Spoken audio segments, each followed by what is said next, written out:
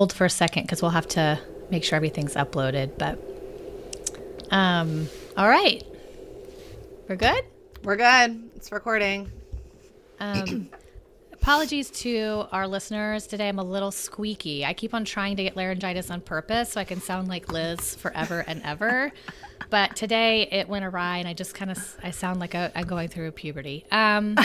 So sorry about that. Mitch, you know how that was, right? Of course. You remember those days? Sure, Sarah. Whatever Yeah. Like the squeak will just come right out. I sound like a 14-year-old boy. So, but Mitch and I go way back, all the way back to 2025. When we worked together at a startup, and it was so exciting to meet him. He just brought this breath of fresh air because so many of the people that we were working with had a really good handle on things like anxiety, depression, OCD, but so many students and college students are in a particular kind of, I think, mix of athlete, performer, dancer, singer, whatever that is, as well as being a student.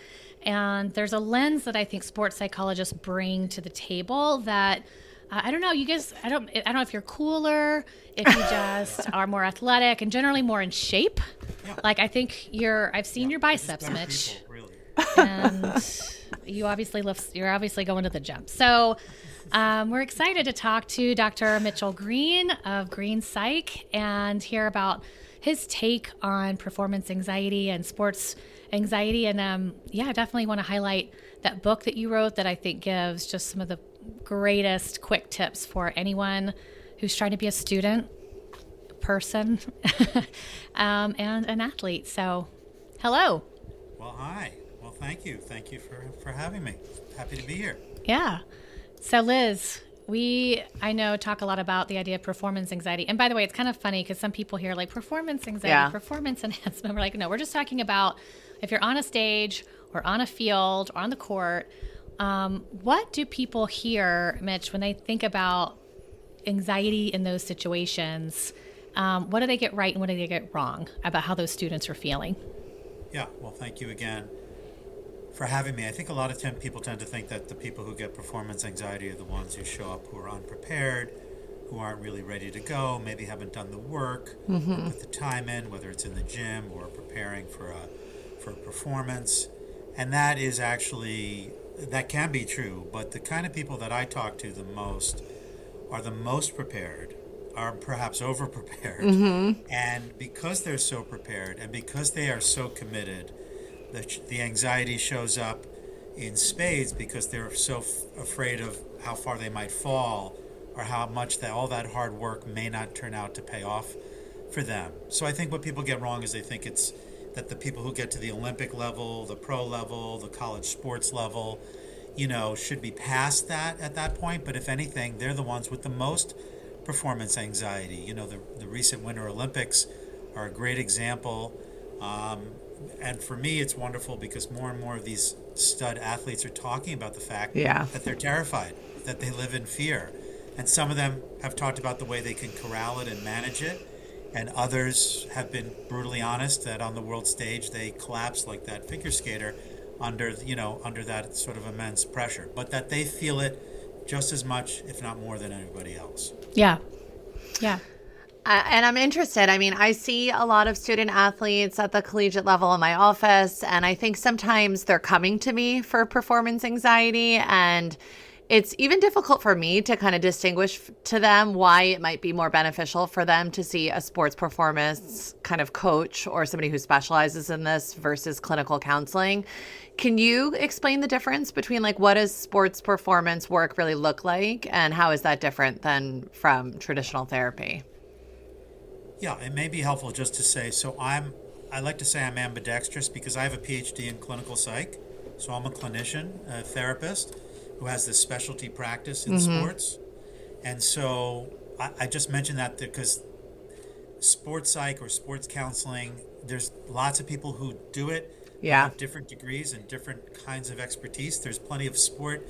If you get a degree in sports psychology, you're not a clinician. Right. You're really only working with sort of performance stuff, where someone like me, can both work on mental health and performance and often some sort of combination Issue of both, yeah. of each.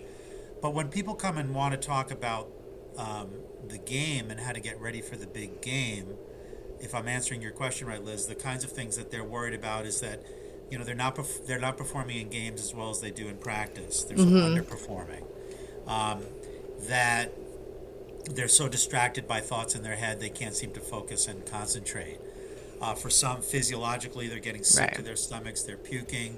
Their legs feel like solid, you know, heavy rocks, and they can't seem to move as quickly as they normally did because they're sort of in panic mode. And so those are the people who come to see me around performance. Oftentimes it has to do with underperforming in big moments and big games, lack of confidence or loss of confidence. Like I used to have it. I don't know where it went. And so they know that they're not enjoying their sport as much as they could otherwise, and that they're not reaching their potential based on all their hard work and talent.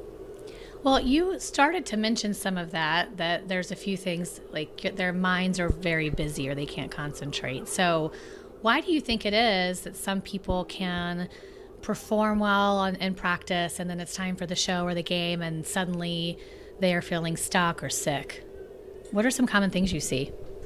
Well, what I often say is that these athletes don't necessarily learn from their coaches or from anybody how to manage that voice in their head that is bound to show up in high stakes situations. And as you both know, but the audience doesn't, I call that mind chatter. That's my term for the doubts, the second guessing, and the negative thinking that will show up, but may not show up in practice, may not show up in that typical Tuesday, Wednesday, Thursday practice, but all of a sudden, whammo, it shows up on that weekend in that big tournament, in that big game. And that's for a couple reasons, which includes the fact that chatter is always going to show up when the uncertainty and the stakes feel really big. And so some people, though, definitely just naturally don't get as chattery as others for one reason or another. Some people have trained their mind and kind of have a perspective over it that just doesn't let the chatter rule the day. But of course, those aren't the people I see. The people I see are the ones who never even knew that it was normal to have mind chatter, and no one's yet taught them how to manage it. All they know is that they're not confident. They think there's something wrong with them because they're not confident. They keep trying to get confident, and then all of a sudden they get even more mad at themselves because they're like, I can't even do this confidence thing right. Like, what's the matter with me? What's wrong with me? And one of the best parts of my job is I get to often disabuse them of this idea that there's actually anything wrong with them. It's just that under these conditions of high stakes and uncertainty, their mind chatter sort of goes on duty, and we can get in as deep as we want, but the chatter has its own agenda and its own job that it's trying to perform, which tends to sabotage the athlete and all the focus that they're trying to put into their sport. Right. You said something about confidence that I think is worthwhile talking about, because as someone who coaches youth sports, I see a lot of athletes. I have 3 kids who play a lot of sports. The messaging, I think, to a lot of athletes is that they need to be more confident. So can you talk a little bit about this maybe belief that confidence is necessary for success, and maybe what are the consequences for chasing that kind of confidence for athletic performance? Yeah, so maybe if I start at the end, one of the biggest takeaways people tend to get from talking with me is that you don't need to feel a certain way in order to play a certain way. And these athletes, as you just said, Liz, and it's so true, there's a lot of what I call sort of pop sports psychology out there. Yeah. It's just like you got to, like if you're not confident, then what's wrong with you? And you should be confident. And of course, I'm not against confidence. I want my athletes to be confident. But they don't come to me when they're confident, right? They don't come to my door. They're feeling confident. I say, I'm going to get out of your way.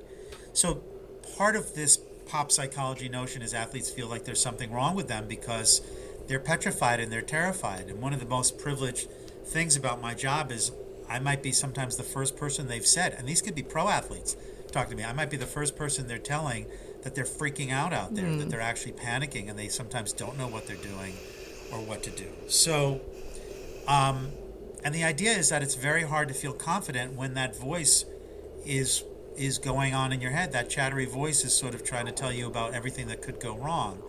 And so what I tend to do is just normalize the fact that their confidence is going to go up and down. They may be high in practice, or they may be high in that particular game because for whatever reason the stakes didn't feel so big.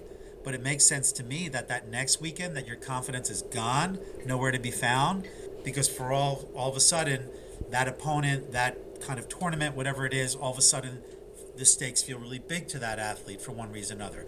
There weren't college coaches watching in this one, so the stakes didn't feel so big, but there's college coaches watching in this one. This competition didn't have anything to do with ranking and gaining or losing ranking points, but this one did. So a lot of athletes don't put that together, that even though they're like, I'm just playing every weekend, it's the same sport, but it's the same, but it's different. It's different, and it depends on the context in which they're playing, who they're playing, what the messaging is from coaches around that particular game. I hope that kind of answers at least some of your questions. Yeah. Well, I mean, I think it, and then Sarah, interested to hear your thoughts, but that confidence is not necessarily this magical pill that's going to be directly linked to improvement in athletic performance. Yeah. Absolutely. I'm sorry. Yeah, Sarah, if you wanted to add to that, but yeah. No, not at all. I was just thinking about this idea of, so many times where people just say like, oh, okay, you just need to feel confident. You should have confidence. It's like saying like, oh, just don't worry. Or, you need to be more motivated. Right. It's like, well, if people could do that, they would. If they knew how to do it, they would, so just saying that, is a little, when I give my parent talks, that's a big message piece is if I can get them. And I understand I have 3 kids. Like I get why parents say that, why you want your kids to believe in yourself, why they should believe in themselves. Yeah. Absolutely. It's like I don't have a problem with it, but I just try to get them to say it actually makes your kids sometimes feel like you don't get it. Yeah. You really don't. Right. And you could relate to this just from your work with anxiety, right? In general, how we coach parents, to make sure that their kid gets that they get it. Right. That just telling them to chill out isn't going to get them to chill out. Right. And I also think sometimes parents or coaches, it's like they do actually have confidence in you, so they're sort of confused. Like, well, why wouldn't you? It's a compliment in a way, but it can just miss the mark. Yeah. Part of the reason it's hard to be confident is because you can't control the outcome. Right. You can have confidence in your training, confidence in your prep, confidence in your teammates, confidence in your coaches. But when we're talking about confidence in this context, I'm often meaning like, you can't directly control what's going to happen. And because you directly can't control that, the mind is going to sort of, drum up all these worst case scenarios. Yeah. Yeah, for sure. Speaking of the mind drumming things up. Okay. So you started to talk about mind chatter. Can you go into that a little bit more? Is that the same thing as anxiety?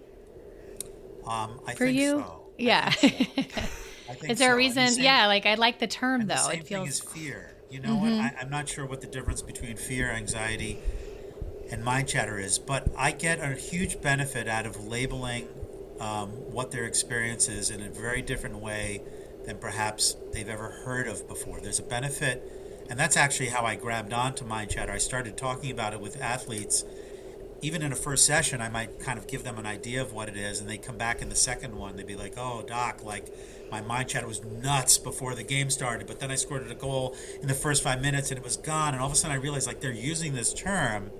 There's something about it that's not, doesn't have such stigma to it. Right. Where anxiety is so used so ubiquitously that kids start to feel like there's that they are anxiety, and I kind of talk about it as this entity unto itself, this chattery entity that pops up, and kids have grabbed onto it. Not just kids, adults have grabbed onto it. Right. So the idea is that it's chatters with the doubts, the second guessing, and the negative thinking, and that there's very specific conditions when it shows up. And when I start to lay that out for these athletes. And explain to them why it didn't show up last weekend, but it showed up 2 weekends before, and why it shows up in certain aspects of their life and not others, they begin to see that it's not so random what's happening to them. It's not so like, oh my God, I don't know what's going on with me. I go, oh no, actually we can now predict when it's apt to show up and when it's apt not to show up. I like that. Like you can kind of, right. You feel like it's a little bit more in their control, or at least there's some awareness like, oh, it's probably going to show up here. So let me. And you can prepare for it. Yeah, get prepared. Piece of my philosophy. Yeah. Can I ask a follow-up question? Are there different flavors of mind chatter? Yeah. Yeah. I think I know what you mean, but you want to say what you mean by flavors? Yeah, you said like doubt, second guessing, fortune Yeah. telling. Like are there different types of it, or does it all kind of seem like yes, maybe, but really it's mostly just the fact that you're not kind of in the present moment. You're in your head, right? It's like, does it matter that Mostly there's that you're not flavors? in your moment, but there are definitely some people who are way more negative and others who are a little bit more doubtful. There aren't those, there are some kids who will beat themselves up and say they suck and that they're no good. And then there are ones who don't really go there. But I think your second part is more the case, which is I don't actually spend too much time going, is it more doubt than negativity or second guessing than this? Because at the end of the day, I don't think that's ultimately what matters. I think it's just this concept that there's something in their mind that has nothing to do with the game itself that distracts them and occupies their mind such that everything that they've worked so hard to achieve is like out of sight, out of mind when they step onto the ball field. Yeah. So that's the meta message is probably more important than the differences between people. And is the idea that you have to get rid of it completely? No, that's not the idea at all. Yeah. The idea is actually that you want to make room for it. The idea, what's happened oftentimes by the time they see me, they've tried not to hear it, they've tried to ignore it, they try to get rid of it, they try to block it out, they try to distract themselves with it, and none of that in and of itself works for more than 30 seconds, or they give themselves all sorts of positive affirmations, because that's the other piece of pop psychology that tends to go south for these kids or people. I'm a beast, I'm a rock star, and like that works. That beast, mode thing can work for like 30 seconds until you feel like you're a big wimp. Yeah. Which they're not. So the idea is I'm trying to change the relationship they have to their doubts. Right. Instead of seeing them as a sign that there's something wrong, unprepared, not ready to kick ass, something wrong with them, we're kind of going, oh yeah, right on cue, your chatter's here. And instead of fighting it, how can we let it be there? And we have lots of ways that I talk to athletes about it. And the old sort of Buddhist saying of what you resist will persist and what you let be will let you be is sort of a mindful approach. Although I don't use the term mindfulness much at all with any of them. Some will ask about it because, again, I think that often is a used phrase that these kids have already heard. Yeah. And they're like, are you going to tell me to breathe? Is that what you're going to do? I know. I'm always like, raise your hand if you don't want to breathe anymore or ever be mindful again. And it's like, well, And not that I'm against breathing, but there's some things you Right. can breathe your way out of, Yeah. And I also like breathing just in general. I mean, to keep me alive. So it's not, I'm not anti-breath, but I think I understand why kids have and students have some resistance to it for sure. Maybe we could pivot to talk a little bit about goal setting, and you talk a little bit about the difference between results goals and action goals. Could you explain a little bit about the differences and if there is an association with performance changing or anxiety changing? Yeah, absolutely. So, outcome goals are those, what it sounds like. I want to win the game. I want to win the tournament. I want to be top 10. I want to get on the podium. I want to make the playoffs. I want to win the national championship, a result-oriented, outcome-oriented goal. And I want to make sure my athletes know that I want them to have outcome goals. I want you to want to win the game, win the tournament, and get on the podium. There's nothing, in fact, if you didn't want to get on the podium or win, like I would be more concerned. But as we said, the problem becomes once the game starts, you have no direct control over whether you're going to get on base or not, or make the basket or not, or run the time you want to run in the race or not. And so they actually, and again, this is news for a lot of these athletes, they're actually completely unhelpful once the game starts because you don't have any control over them. And so athletes get that, but then they often don't know, well, where should I be focused? What is important to focus on? And that's what I refer to as action goals. Other people might call them process goals or stepping stone goals. Sub goals. Doesn't matter. The idea is, what are those goals within the game that you want to sort of set out to achieve, work on, improve on, that are under your control? And how can we, and that to me is the fun part of the work, because now we're talking sports. Now we're talking about that game. And now we're talking about the nuances of the game. And I'm trying to get them to see, where does their chatter tend to beat the shit out of them the most? Where does the chatter tend to grab them and put them in a headlock? It could be in the second part of that that 800-meter race that they have. And so we're game planning around how it's apt to show up right on cue, as we talked about it, when the legs start to fatigue and the chest starts to, beat out of your, your heart starts to beat out of your chest. And so we game plan on what action goal in that particular moment might be important. And sometimes it could be something physical, like I might tell a runner to speed up for 10 seconds just to prove to their chatter, so to speak, because their chatter's not we're getting in the weeds a little bit. Their chatter's not interested in them speeding up. The chatter's interested in them stopping and maybe even getting off the track and convincing them why this is all going to go to hell. And we want to kind of sometimes do the opposite. You know that from working anxiety. Yeah. Right. The opposite.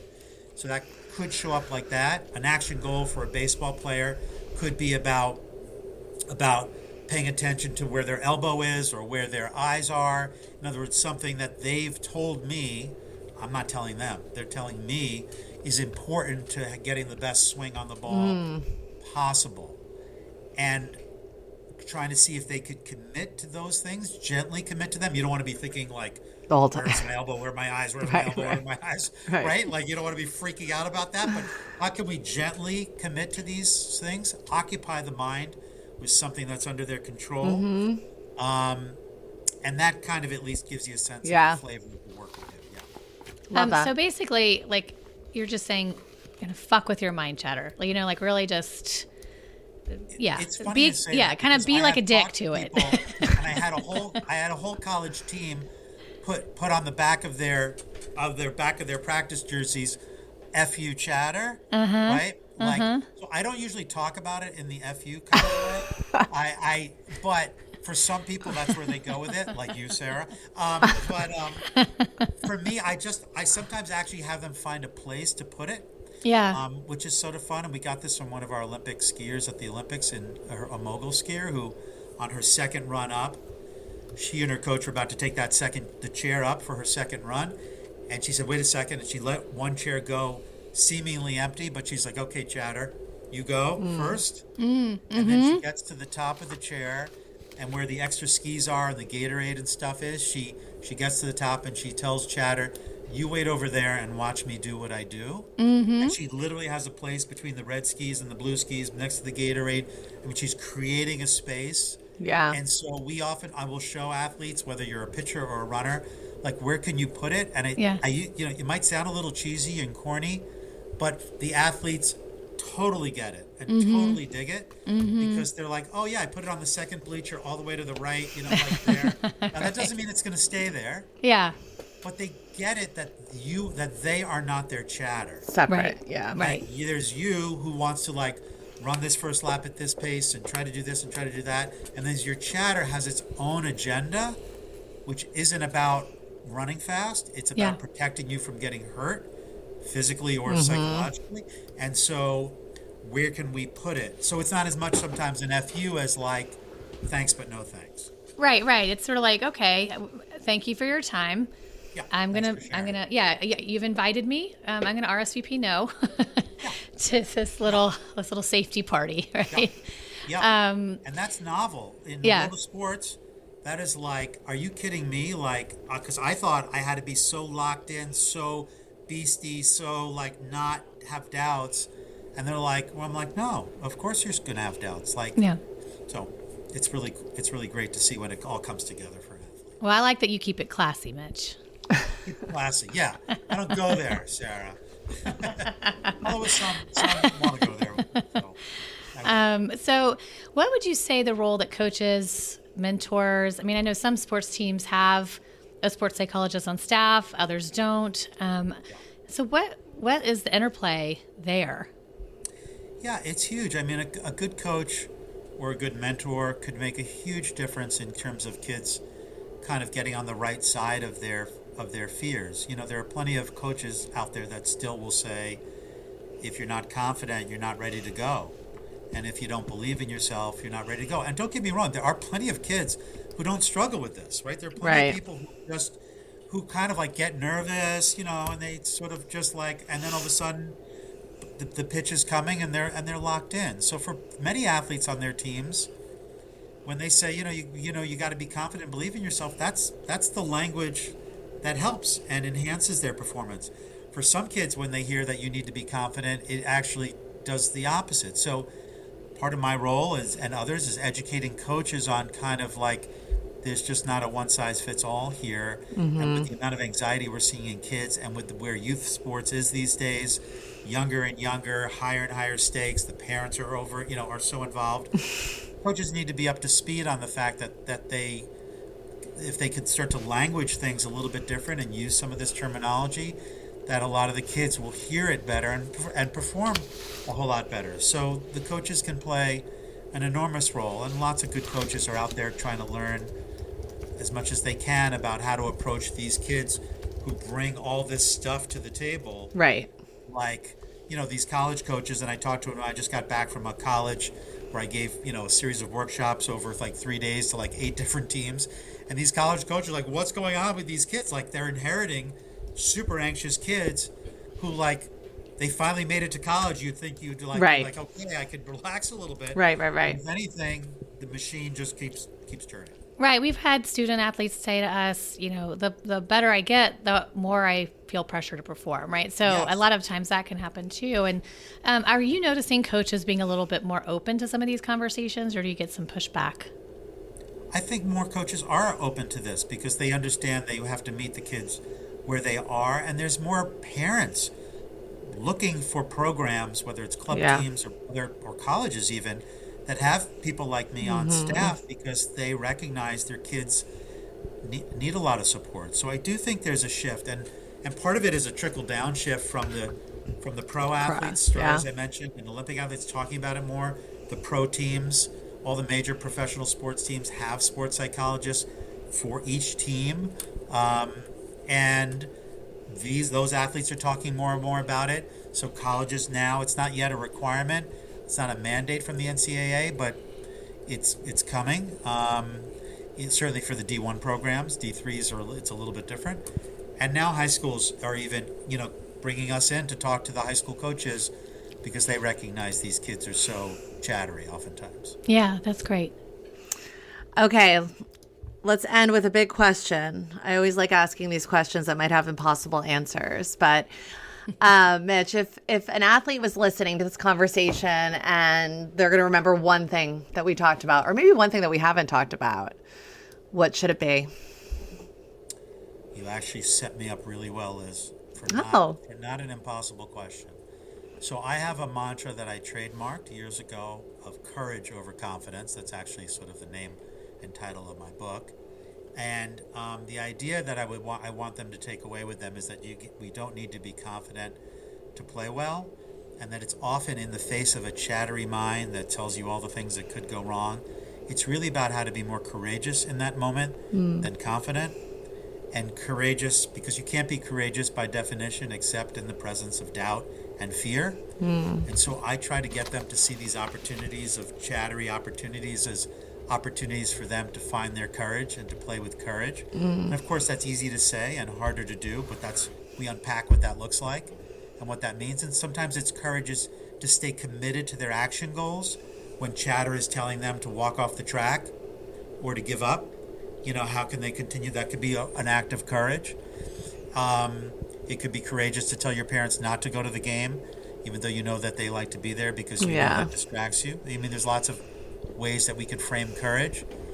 So I have athletes leave oftentimes with this band that says courage over confidence and other ways that we kind of talk about being courageous so that they don't feel there's anything wrong with them for not being courageous. I love that. All right. Well, I'm excited because people can find you if they'd like, right, in your practice, but also that you have the book Courage Over Confidence that is easy to grab on Amazon, and it's not an intense read, right? I think it's very practical, so I really encourage anyone to have that on their bookshelf. And it's great that I'm excited to reconnect with you and keep it. We'll definitely have you back for some more tips. Thank you very much for having me. Great Thanks questions. so much. Thanks you for being on, Mitch. Pleasure. See you. Yes. Bye-bye. Okay. All right. Wait.